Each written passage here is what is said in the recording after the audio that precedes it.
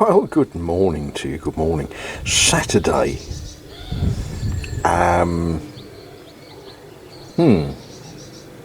Is it the 6th today? 6th of April 2024. And like all good farmers, we're walking around the farm looking at what's happening. Haricot, good. This is one of those many things that are pleasing. Chives, and I see that I put the seed in on the 18th of March. Chives. Now, if you cook in France, there's a good risk that you're going to want chives. And if you go to the shop and ask for chives, you won't find any. Because, of course, in French, they're, what are they? Ciboulette? Correct me if I'm wrong on that. But how much better is it to have friends who have chives growing everywhere in their garden? And what you do is you pick off a flower after it's flowered and been fertilised by bees and what have you, and you extract from it the seed and you pop them in dirt and you put a label in, because if you look at these baby chives, you will realise that it's very difficult to tell the difference between baby chives and baby leeks, because of course they are all part of the same family. Now,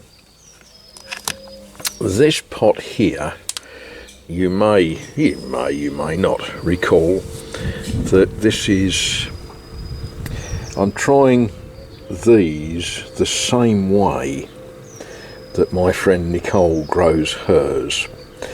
So that's some Musselburgh giant leeks, and as you can see they're pushing their way towards the sky. 28th of March I planted those, so do the maths. 28th of March, today is the 6th of April, so yeah, what's that, 8 days, and you've got little leeks as big as that.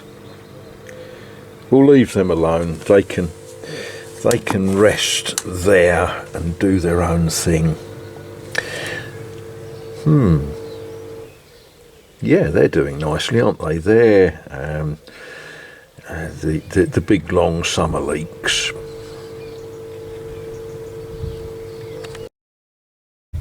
And these are courgette. If you remember last year, I had a giant courgette that had grown enormously. These are seed that I extracted from that courgette. I've got other seeds that are growing from packet seeds, but these are from a courgette that I grew. And I guess each of us in our own way seek pleasure. Where do you find pleasure? Do you find pleasure in watching a Christmas tree growing and becoming all excitable with its new shoots? Maybe you find pleasure by standing in a garden and watching the flowers start to come in a quince tree.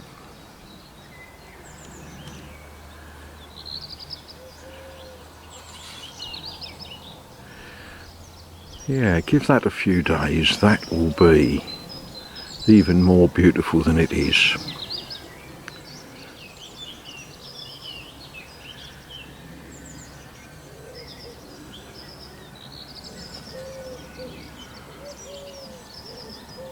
Right, I've got to go shopping. I've written a list. It's got things like split pins for tractors on it, so yeah, we'll see what we can do.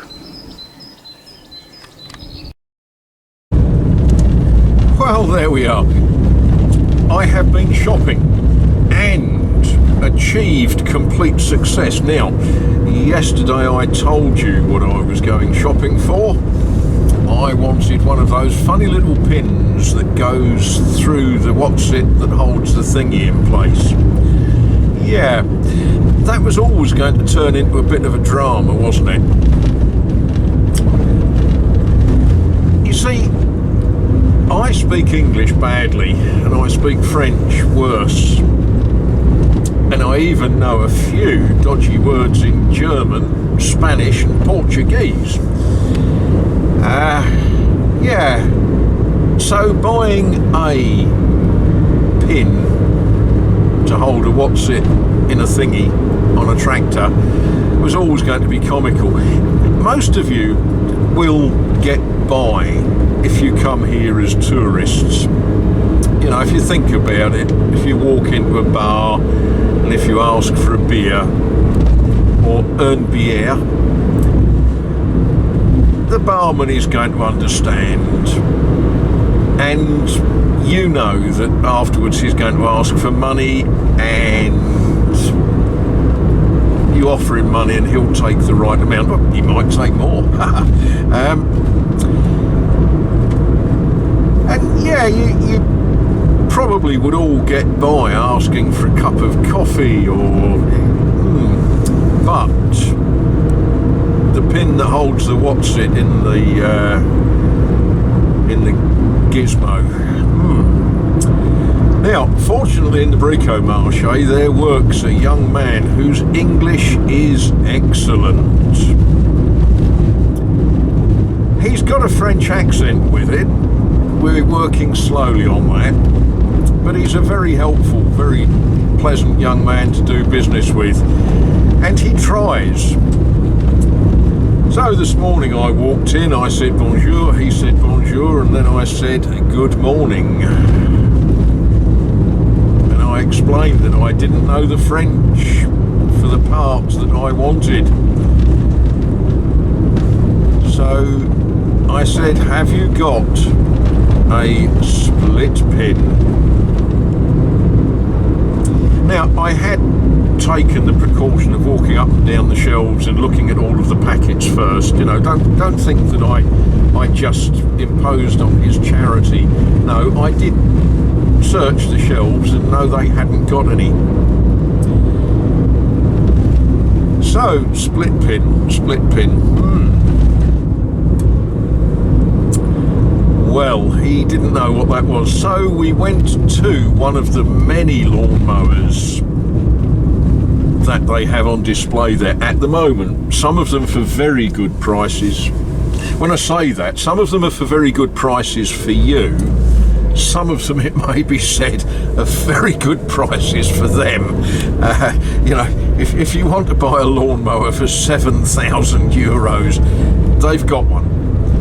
If you would prefer one for just $1,500, they've got one of those as well. So we went to one of these machines, and using fingers and hands and nods and nudges and things, we indicated the part that I wanted. And he said something, I should have written it down because I've forgotten what he said. He said the proper French word for that type of pin. By now, a small crowd is gathering because the Englishman is now completely gumming up the works, and there's a queue of elderly men all wanting split pins for tractors, or spark plugs, or HT leads, or all those things that you go in there for. And there was a chorus of elderly men saying this French word, which I've already forgotten. And he said, he said,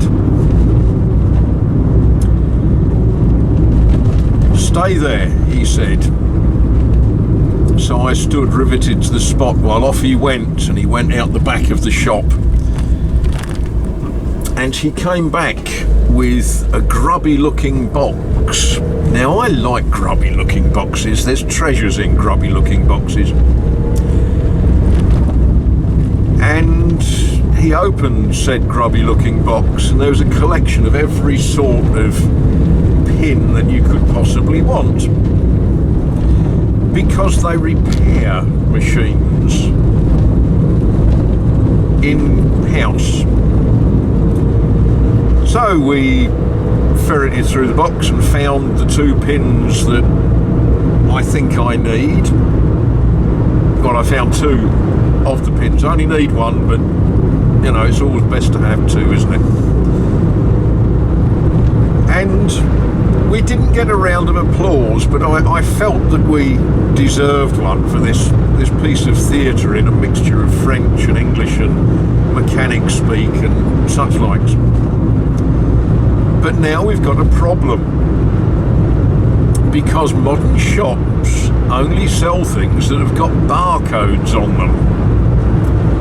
You know, you get to the till and a delightful young lady waves whatever it is that you've taken from the shelf over a laser reader thingy, and the computer says whatever it says hinge €2, or it says bar of soap 50 cents, whatever.